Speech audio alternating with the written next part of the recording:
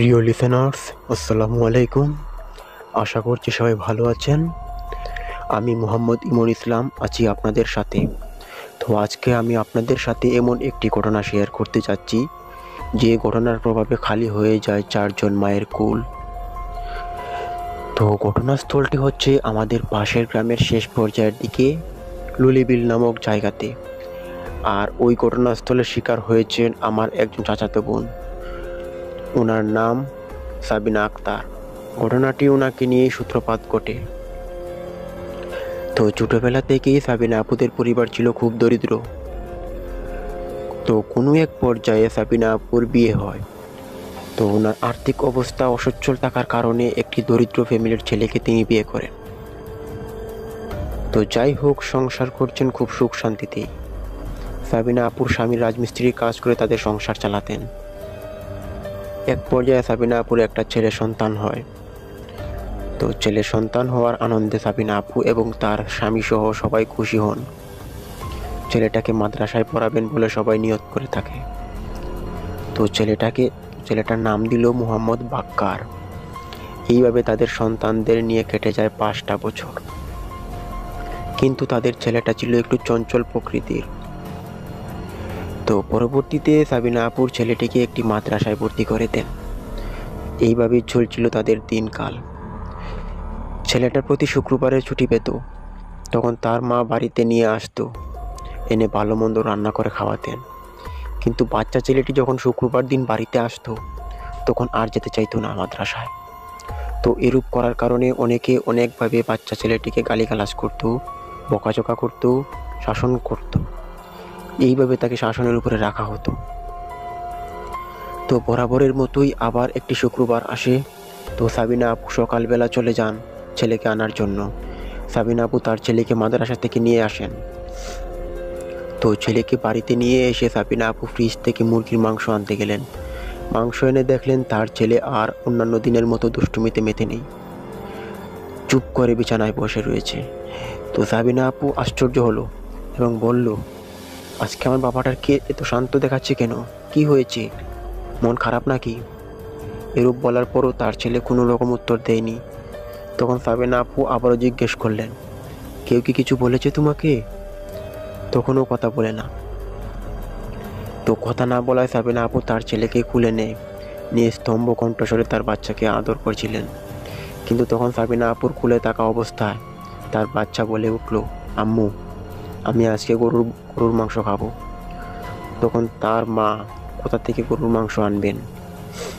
তো গরুর মাংস বাড়িতে না থাকার কারণে, হাতের টাকা পয়সা না থাকার কারণে বাচ্চা ছেলেটিকে সান্ত্বনা দিয়ে বললেন, দেখো বাবা, আজকে তো গরুর গোশত নেই, তোমার জন্য মুরগির গোশত নিয়ে এসেছি। তো ছেলেটি বায়না ধরলই, বলল, আজকে গরুর গোশত ছাড়া ভাত খাবো না। এই রকম পরিস্থিতিতে হাতে টাকাও নেই যে তার মা তাকে গরুর গোশত এনে খাওয়াবে। তখন সাবিনা আপু তার ছেলেকে আর বোঝাতে না পেরে ধমক দিয়ে বললেন, সবসময় তোর কাটতেরামি, মুরগির গোশত দিয়ে খাইলে খা, আর না খাইলে কোথায় যাবি যা। কিন্তু কেই বা জানতো সেই দিনের খাওয়াটা ছিল সাবিনা আপুর ছেলের শেষ খাওয়া। তো কিছুক্ষণ পর সাবিনা আপু রান্না বসালেন, আর তার ছেলে বাইরে খেলতে গেছে তার ছোট চাচাতো বোনের সাথে। তার চাচাতো বোন ও তার মতোই ছোট ছিল। তো তারা একটা দিঘির ঘাটে যায়। দিঘিটা একটু ভিতরে, নিরালা থাকে সবসময়। ওই দিঘিতে তারা 2 বাচ্চা মিলে শামুক কুড়াচ্ছিল। শামুক কুড়াতে কুড়াতে এক পর্যায়ে সাবিনা আপুর ছেলেকে তার সাথে থাকা ছোট মেয়েটি আর দেখতে পারছে না। তো না দেখার কারণে তাকে ডাকাডাকি করছে।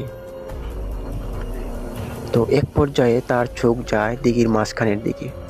তখন সে ভাবলো বাক্কার মনে হয় পানিতে ডুবে গিয়েছে।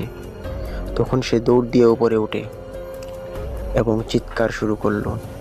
কিন্তু ঠিক দুপুরবেলা, আশেপাশে কেউ নেই। সে বলতে লাগলো, বাক্কার পানিতে পড়ে গেছে, কেউ তুলো এসে। এইভাবে চিৎকার করার পর অপর পাশে থাকা একজন মহিলা পাতা ঝাড়ু দিচ্ছিলেন। তখন তিনি দৌড়ে আসলেন।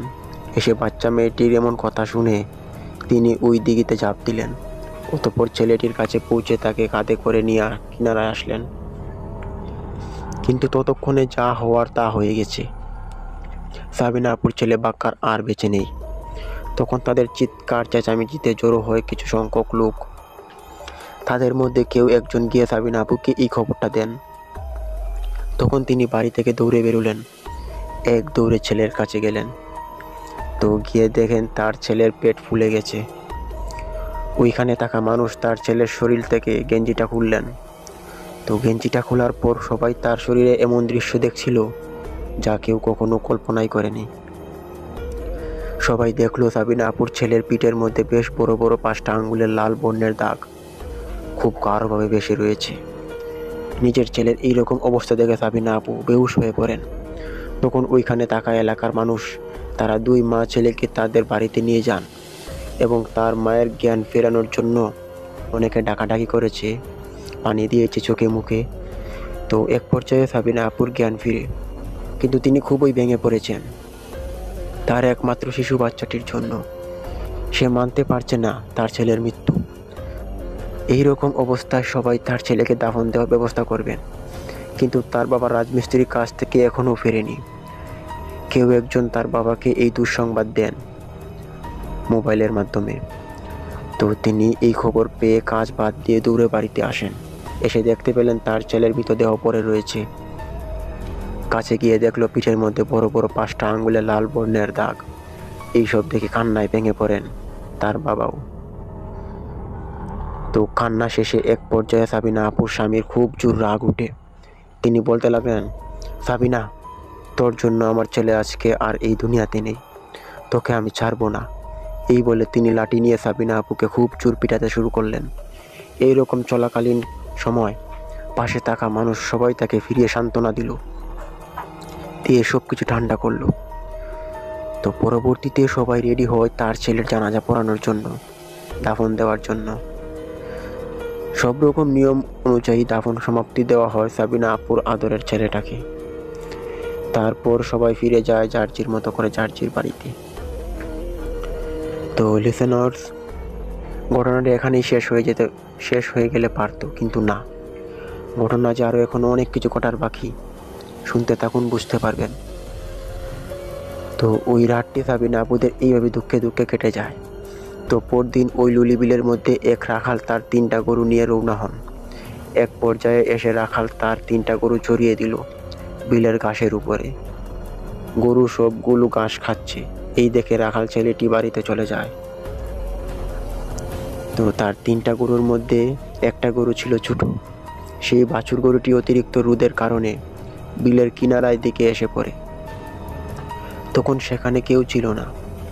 তো বাছুরটা এক পর্যায়ে ওই দূষিত দিঘিটার কাছে যায় এবং কোনো এক কারণবশত সাবিনা আপুর ছেলের ওই বাছুর গরুটিও পানিতে মরে যায়।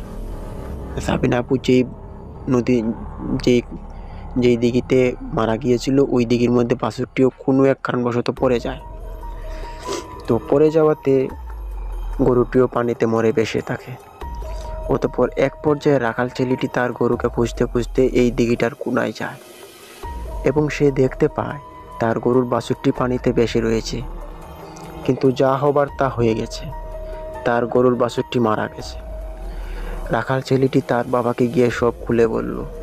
তখন তার বাবা সহ বেশ কিছু লোক ওইখানে যায় এবং সবাই বলতে লাগলো যে আমাদের গ্রামে এই কি হচ্ছে, কালকে একটা বাচ্চা মারা গেল, আজকে একটা গরু মারা গেল, আবার একই জায়গায়, রহস্য কি?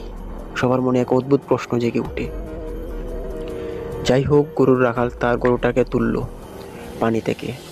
গ্রামে দুর্গন্ধ ছড়াবে বলে তারা কয়েকজন মিলে একটা গর্ত খুঁড়ে এবং পরবর্তীতে ওই গর্তে গরুটাকে পুঁতে দেন।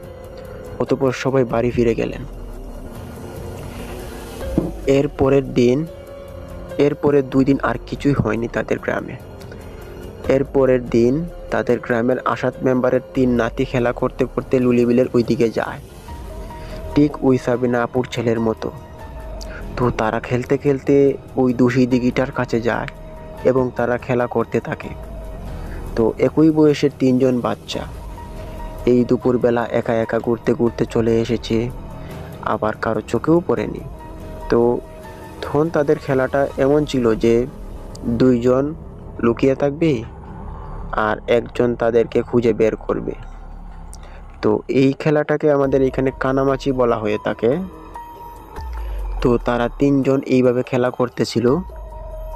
তাদের মধ্যে তখন একজন চোখ বন্ধ করে বসলো এবং দুইজন গিয়ে ওই দিঘিটার আড়ালে লুকিয়ে পড়ল। তখন এক পর্যায়ে প্রথম বাচ্চাটি তাদেরকে খুঁজবে বলে চোখ খুলে তাদেরকে খুঁজতে থাকে অনেকক্ষণ। খোঁজাখুঁজির পর সে তাদের দুইজনের একজনকেও খুঁজে পায়নি। এরূপ অবস্থায় সে ভাবল মনে হয় তাকে এইখানে রেখে ওরা দুইজন বাড়িতে চলে গেছে। এই ভেবে সে মন খারাপ করে বাড়িতে যেতে লাগলো। তখন তার মা জিজ্ঞেস করলো, কিরে জিসান, তুই একা কেন? ওরা কোথায়? উত্তরে সে বলল, আমরা পলাপঞ্জি খেলতেছিলাম। আমি তখন চোখ বন্ধ করে বসলাম এত কষ্ট করে, আর ওরা দুইটা আমাকে একা ফেলে রেখে কোথায় চলে গেল। এত খুঁজলাম, পেলাম না কাউকে। তারপর তার মাকে জিজ্ঞেস করলো, কেন তারা বাড়িতে আসেনি? উত্তরে তার মা বলল, তারা তো কেউই আসেনি, কোথায় গেল? এই বলে তার মা টেনশন করতে লাগলো। তখন তাদের দাদা আসাদ মেম্বার এসে জিজ্ঞেস করলেন, কি হয়েছে, কি নিয়ে টেনশন করছো? তখন তার মা বলল, দেখেন না, তিনজন একসাথে খেলতে গেছে, একজন ফিরেছে আর ওরা এখনো আসতেছে না, সন্ধ্যা হয়ে যাচ্ছে। এই বলে তার মা কান্না করতে লাগলো। তখন তার দাদা তাকে নিয়ে গেলেন ওই জায়গাটাতে এবং অনেক খোঁজাখুঁজি করার পর পাননি এই তার নাতিকে। তো মন খারাপ করে চলে গেলেন তারা বাড়িতে। সেদিন তাদের বাড়িতেও কান্নার রোল পড়ে যায়। এরকম অবস্থাতে তাদের পরিবারের কারোর চোখেই ঘুম নেই। এইভাবে আসাদ মেম্বারের সারা রাত কেটে যায়, কিন্তু ফিরে আসে না তার নাতি দুইটা। পরদিন সকালে আসাদ মেম্বার থানায় গেলেন পুলিশের কাছে। তো ঠিক ওই সময় তার কাছে কেউ একজন ফোন দিয়ে তাকে জানালো তার নাতি দুইজনকে পাওয়া গেছে। এই শুনে আসাদ মেম্বার দৌড়ে বাড়িতে গেলেন এবং গিয়ে দেখলেন তার বাড়িতে কান্নার রোল পড়ে গিয়েছে। সে তার নাতির এমন মরদেহ দেখে আর কিছু বলবে সেই শক্তিটুকু তিনি পাচ্ছিলেন না। তিনি কান্নায় ভেঙে পড়লেন। আদরের 3টা নাতি থেকে 2টা নাতি অকালে হারিয়ে ফেললেন। তিনি সেটা সহ্য করতে পারছিলেন না। তখন উনি বুকের ব্যথায় হার্ট স্ট্রোক করেন। তো এরকম অবস্থাতে ওনাকে হাসপাতালে নিয়ে যাওয়া হয়। কিন্তু পুরো গ্রামবাসী আছেন এখন মহাচিন্তায়, কেননা এইভাবে গ্রামের বাচ্চারা মরতে থাকলে কোনো একদিন এই গ্রামটাই মানুষ শূন্য হয়ে পড়বে। তো যা হওয়ার তা তো হয়েছেই। পরবর্তীতে আসাদ মেম্বারের নাতি দুইজনকে দাফন দেওয়া হয় এবং সবাই দাফন দিয়ে যার মতো করে বাড়ি ফিরে যান। পরদিন ওই গ্রামের মানুষ সবাই একসাথে দলবদ্ধ হয়ে বৈঠক করেন। বৈঠকের রায়টা এমন ছিল যে যেহেতু ওই দোষী জঙ্গলের মধ্যে দোষী দিঘিটার কারণে এরূপ ভয়াবহ ঘটনা ঘটছে, সেহেতু এই দিঘিটাকে মাটি দিয়ে ভরে দেওয়ার উদ্যোগ নেন সারা গ্রামবাসী। তো পরদিন সকালবেলা সারা গ্রামবাসী মাটি কাটার কাজে লেগে পড়েন। ক্ষেতের মাটি কেটে নিয়ে সবাই দিঘি ভরাট করছে।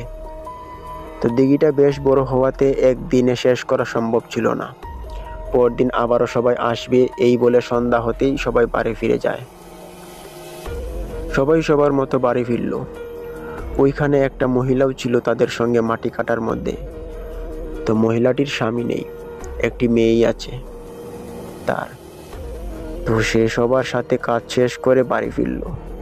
সারাদিন কাজ করার পর ফেরার সময় আর তার মনে ছিল না তার মেয়ের কথা, কিন্তু বাড়িতে এসে মনে পড়ল তার মেয়েকে তো ওইখানে ফেলে রেখে চলে আসছে। মহিলাটি পাগলের মতো দৌড়ে গেলেন ওই দিঘিটার কাছে। তার এরূপ দৌড় দেখে তার সাথে আরও অনেক মানুষ রওনা দিল। এক পর্যায়ে তারা ওইখানে পৌঁছায়।